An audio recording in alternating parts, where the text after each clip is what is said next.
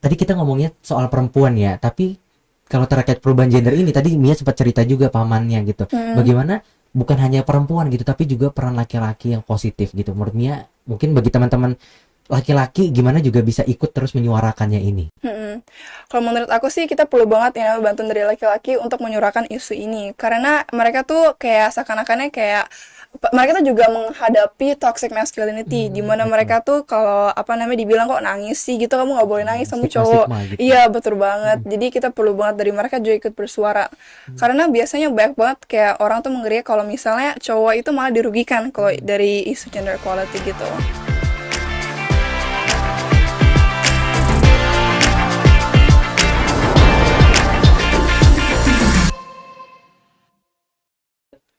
Halo teman pengamat, selamat datang kembali di Langit Opini episode kedua bersama aku, Adventius Immanuel. Dan kali ini kita udah kedatangan tamu spesial, yaitu dari Kak Edelin Mia Marta Negara. Beliau adalah seorang putri remaja Indonesia tahun 2022. Jadi sebenarnya Mia ini teman aku juga, dan kalau di sekitar kita dipanggilnya Queen Mia gitu. Oke.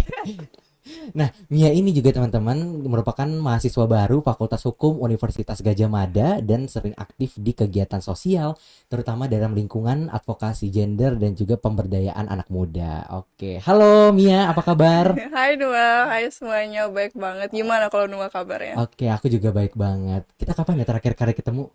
Hmm, bulan lalu nggak Bulan sih? lalu ya, pas lagi jalan-jalan waktu itu. Oke. Iya, Gimana tadi perjalanannya ke sini? sangat Jangan shock. shocking. Kenapa shock? Shock karena offline. Oh, karena offline. Kamu ngiranya online ya tadi Iya, ya? aku tadi kira online, sorry banget teman-teman. Oke oke, tapi Mia udah hadir di sini dan tepuk tangan dulu dong secara virtual udah mau menyempatkan hadir. Oke. Nah, Mia by the way, podcast kali ini kita berkolaborasi dengan Mula by Galeria Jakarta. Jadi buat kamu teman-teman pengamat semua yang mau work from anywhere WFA, cari tempat kerja yang mendukung produktivitas kerja kita semua, langsung aja cek Instagramnya dan juga seluruh website dari Mula by Galeria Jakarta. Dengan harga hanya 75.000, kamu bisa mendapatkan coworking hot desk dengan meja yang luas, kursi nyaman, internet super cepat, dan yang pastinya free flow dari minuman.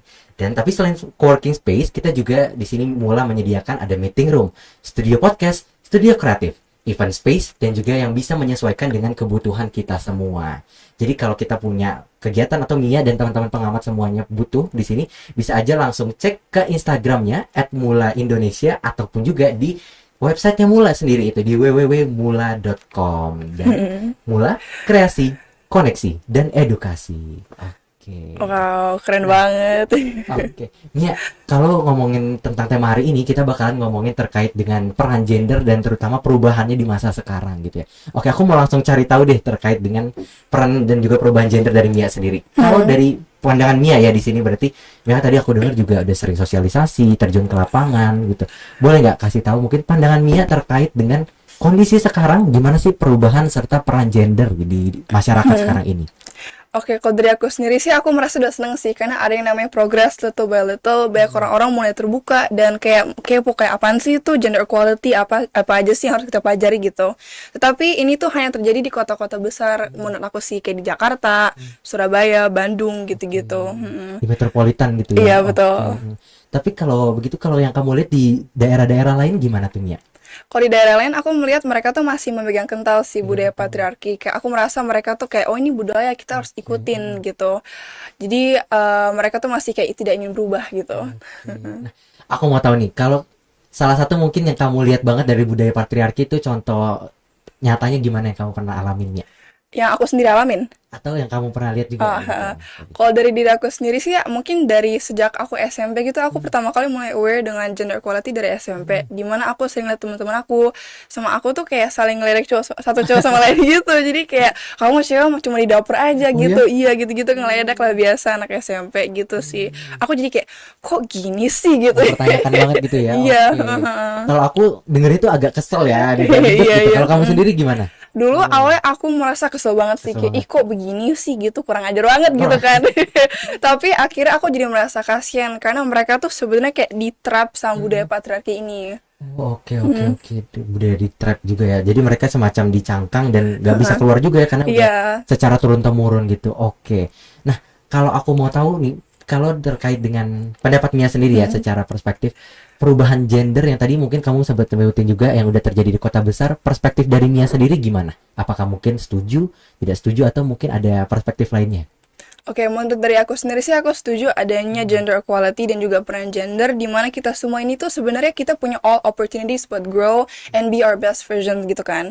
Tetapi banyak orang yang malah menghambat opportunities itu. Aku merasa itu kayak malah kayak a very bad thing for us. Jadi apa yang kita bisa lakukan itu kita harus kayak accept everything with an open mind gitu. Kayak setiap kali ada POV baru kita selalu kayak ingin pelajari dengan mind yang terbuka gitu.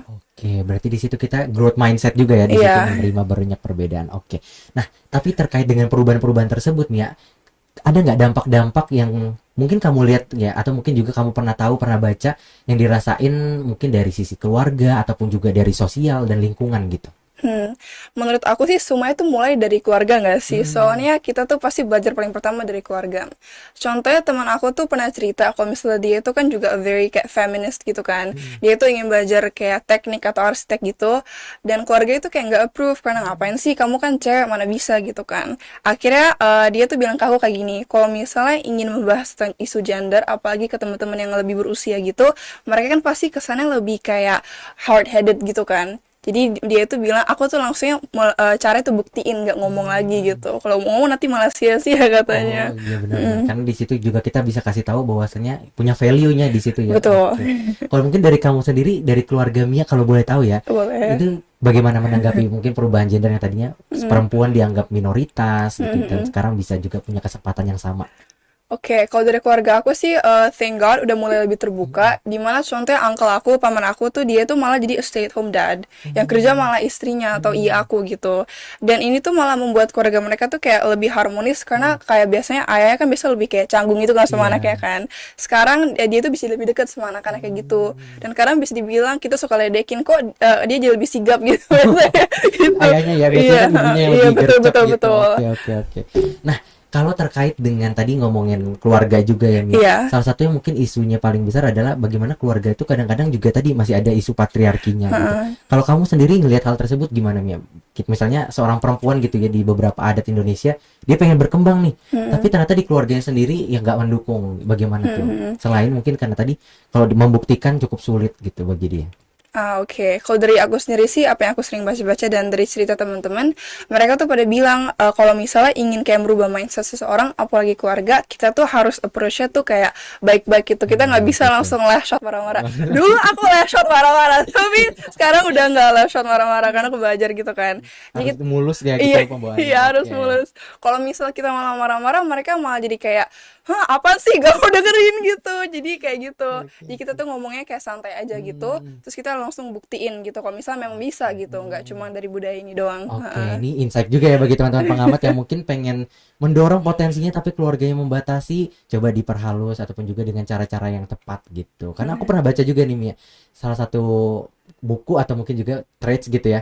Gimana sebenarnya dia tuh pulang malam, tapi dia nggak dibolehin nih sama keluarganya. Tapi sebenarnya itu karena dia kerja. Pada akhirnya dia pas pulang, dia tuh bawaannya tuh happy kayak Mama, Papa, aku habis pulang kerja dan semacamnya. Dan akhirnya keluarga ini juga senang gitu dengan oh ternyata anak aku punya happy ya di situ punya suasana yang menyenangkan gitu, dan mungkin diterapin juga bisa gitu ya Iya, dengan keren banget. pembawa-pembawanya Harus menyenangkan. positif. Positif, betul banget. Mungkin dari pengalamannya Mia, bagaimana sih perjuangan anak muda dan juga mungkin bisa menjadi inspirasi bagi teman-teman lainnya untuk menyuarakan atau untuk mendukung juga tentang kesetaraan serta perubahan peran gender ini? Kalau dari kita anak muda sih kita punya potensial besar sekali sih karena kita udah lebih tahu tentang social media, teknologi, kita yang lebih ngerti gitu. Aku rasa kita sebagai generasi muda bisa banget nih yang namanya memakai social media dan spread awareness karena social media itu keren banget sih. Kita tuh nggak hanya bisa reach satu Indonesia tapi satu dunia gitu. Jadi aku rasa kita bisa pertama dari educate diri kita sendiri dulu. Kita harus belajar dulu nih apa sih itu gender equality, peran gender itu apa aja gitu kan. Karena kalau kita nggak edukasi diri sendiri, gimana Betul, bisa iya, menyuarakannya? betul banget. Oke. Nah, Selanjutnya tadi gimana tuh? Oke. Selanjutnya yang kedua adalah kita bisa mulai ke tadi raise awareness dari kayak mulut ke mulut, misalnya lagi hangout gitu sama teman-teman, bisa bawa topik kayak gini, guys tau nggak gini gini gini gitu.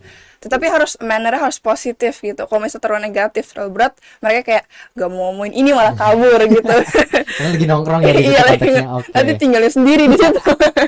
Oke, terus yang ketiga sih kita bisa langsung turun ke lapangan gitu sih. Mungkin bisa visit kayak tempat-tempat gitu-gitu. Oke. Dan di situ Mia gandeng komunitas juga ya dari Putri Remaja. Oke, Betul. oke.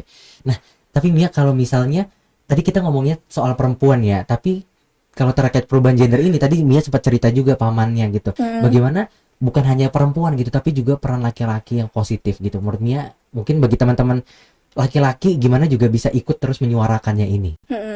Kalau menurut aku sih kita perlu banget ya bantuan dari laki-laki untuk menyuarakan isu ini, karena mereka tuh kayak seakan-akannya kayak mereka tuh juga menghadapi toxic masculinity, di mana mereka tuh kalau apa namanya dibilang kok nangis sih gitu, kamu nggak boleh nangis kamu cowok. Stigma-stigma gitu. Iya betul banget. Jadi kita perlu banget dari mereka juga ikut bersuara, karena biasanya banyak banget kayak orang tuh mengeriak kalau misalnya cowok itu malah dirugikan kalau dari isu gender equality gitu. Oke. Tapi kalau cowok itu dirugikan, tapi nyatanya gimana tuh kalau boleh tahu? Maksudnya dirugikan kayak orang-orang tuh malah mengira kalau misalnya oh kita tuh mau bikin kayak gender wage gap tuh cewek lebih tinggi, cowoknya malah diturun gitu. Mereka Padahal malah kita maunya setara iya ya di situ. betul. Oke, oke, oke. Oke. Mereka malah kira kalau misalnya kayak mereka yang bakal dirugikan, padahal kan kita mau itu.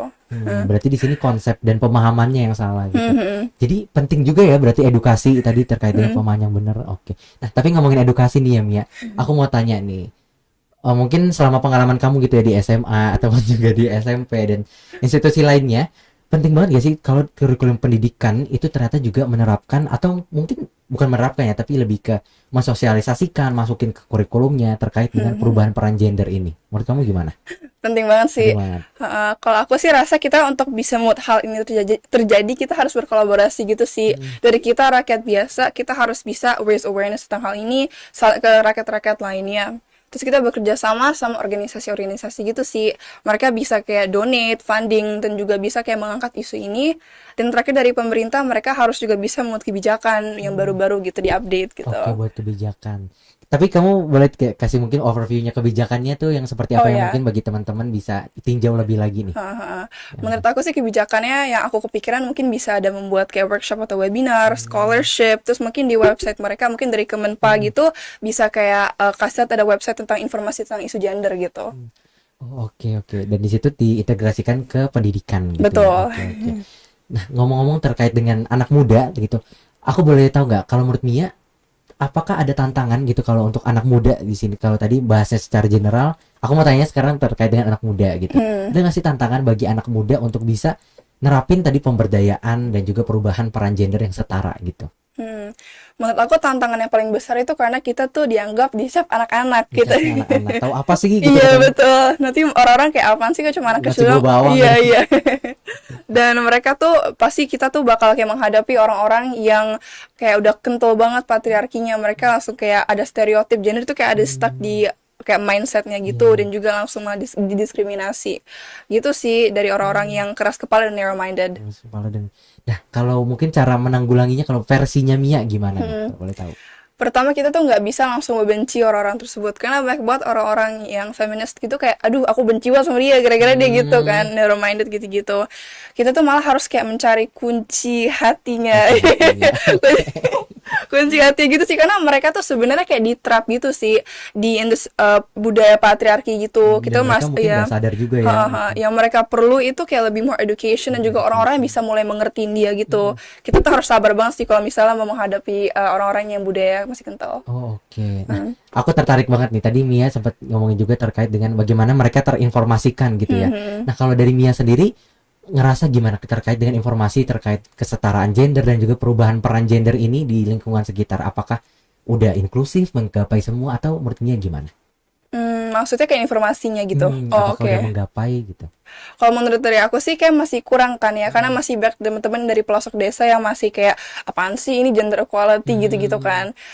Menurut aku sih kita bisa lakukan itu mungkin dari pemerintah, dari menteri-menteri kayak Kemenpa tadi aku bilang mungkin dia bisa kayak membuat website official gitu atau kayak ada banner-banner gitu yang bisa kayak menginformasikan.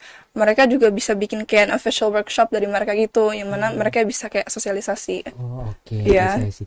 Ini jadi salah satu input juga ya. Aku pernah dengar kalau mungkin salah satu perubahan yang secara halus tuh pakai seni gitu. Tadi pakai poster, pakai banner dan semacamnya. Oke.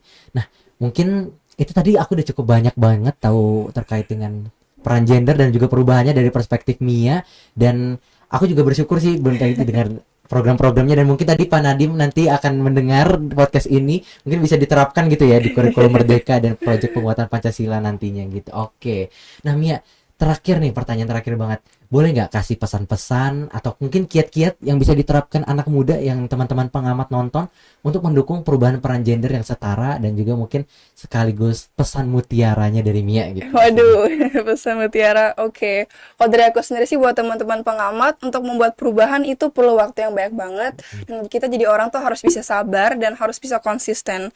Kalau misal kita tuh cuma kayak, oh ya aku feminis di hari Selasa doang, itu nggak bisa. Kita tuh harus bisa konsisten dan juga harus membuat itu jadi habit kita.